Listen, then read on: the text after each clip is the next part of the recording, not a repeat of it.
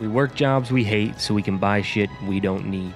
It's one of my favorite quotes, and it wasn't all that long ago. I was in a job that I hated, telling myself to suck it up because this is what men do for their families. You don't have to like your job, you just have to do it to provide. So today I'm going to take you through something I call the comfort assessment.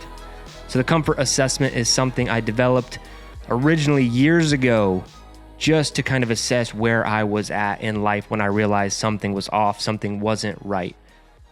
And now I have used it with thousands of entrepreneurs to help them assess where they might need to work and where things might be okay. So if we rewind back to 2014, I was in a job that I truly hated. I mean, every single Sunday night, my wife would ask me, like, what's wrong? Why are you in a bad mood? Like, what's going on? And it was because I was about to have to go to a job that I really did not enjoy.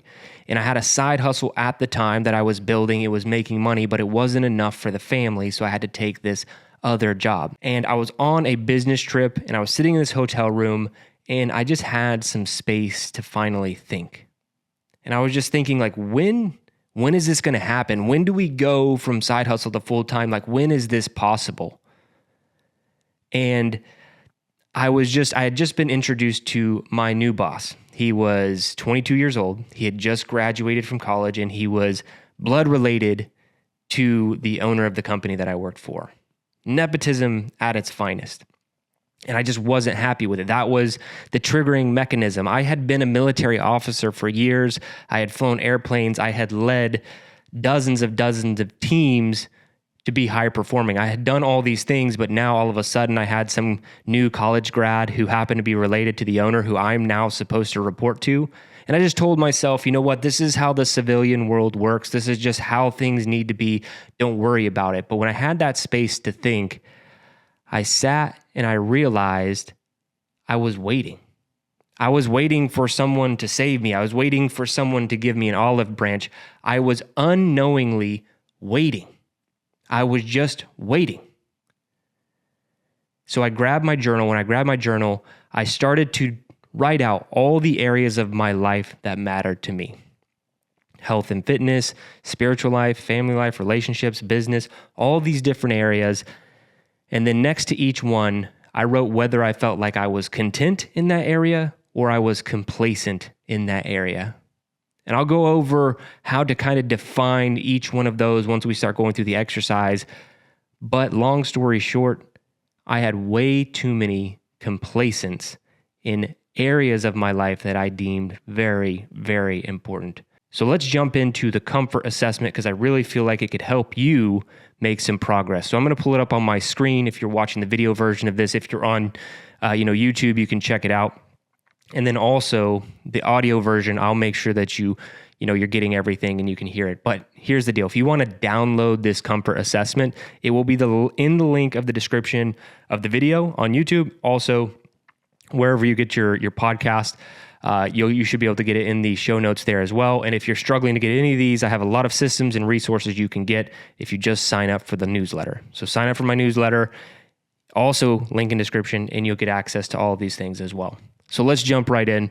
Here is the comfort assessment. So the first part of the comfort assessment is just to see where you are. And I've deemed 6 different areas that I like for people to kind of put some sort of weight to or thought to when they're thinking about whether or not they're content or complacent. And the areas I have deemed important for most people: finances, spiritual life, health and fitness, relationships, business, and personal life.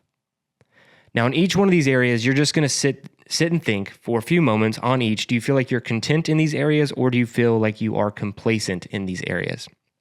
So I have the definitions of content and complacent. Content is you are happy with things where they are currently. Content does not mean there is no room for improvement, okay? Yeah, I don't want you to act like, oh, I'm not happy with anything. Everything needs to get better, unless that seems to be true for you. But it doesn't mean there's no room for improvement.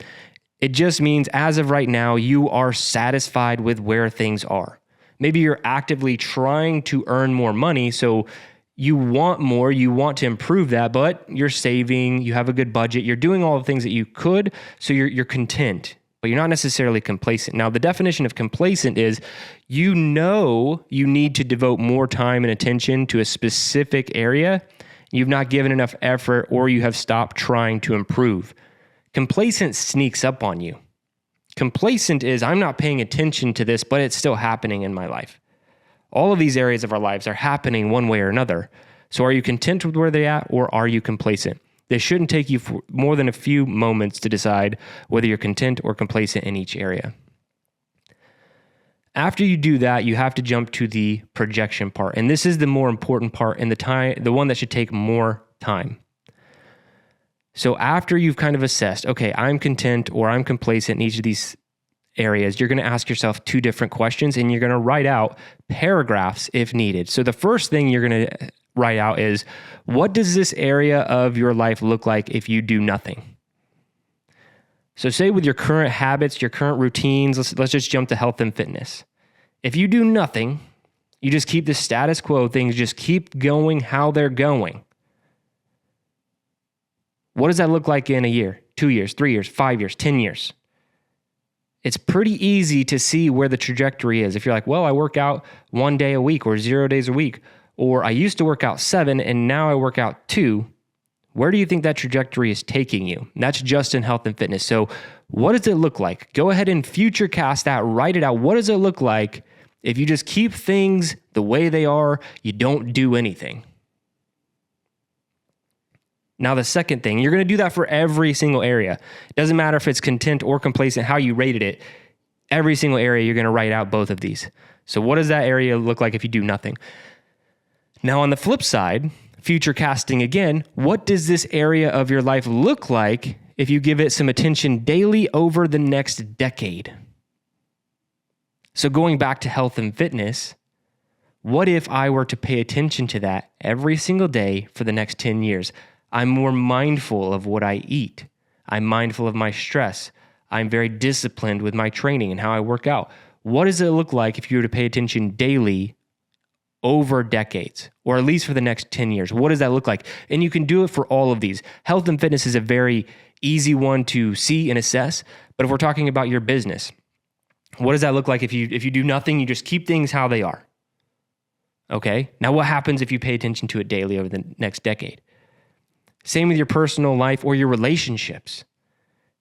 More importantly, your relationships. It's so easy to get complacent in all of your relationships.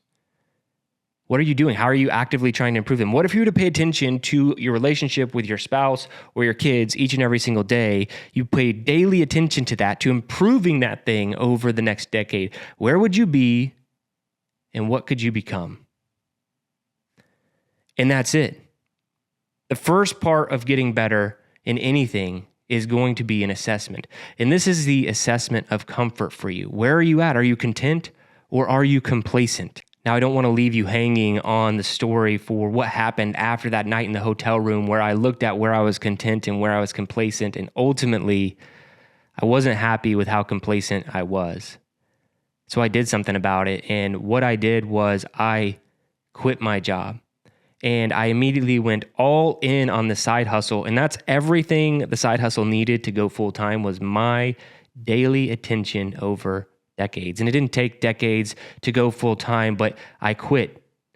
I went all in on doing the thing that ultimately moved my life forward and changed my trajectory for me and my family forever. I went all in. And it was not easy. The first week after I quit my job and I went full-time as an entrepreneur, I thought things were going to be great, and I made $200. $200. I had a family of 4 at the time, have a family of 5 now, and my wife was like, $200? Like, what are we going to do? And I was like, you are right. So going all in wasn't just like, oh, okay, I'm going to pay a lot of attention to my business. I went bananas in every way, shape, or form. I started journaling every single day. I started working early hours and as long as it needed to get everything finished. I was reading books. I was taking courses. I was hiring mentors. I was doing each and every single thing that I could because I never wanted to mark the complacent box ever again. I didn't want that to happen in any of these areas. Now, it can sneak up on you, and I'm not perfect. You're not perfect. but I never wanted to see complacent again. And here's the biggest truth I learned in all of this. At the end of the day, things never get easier. You get better. So let's get better together.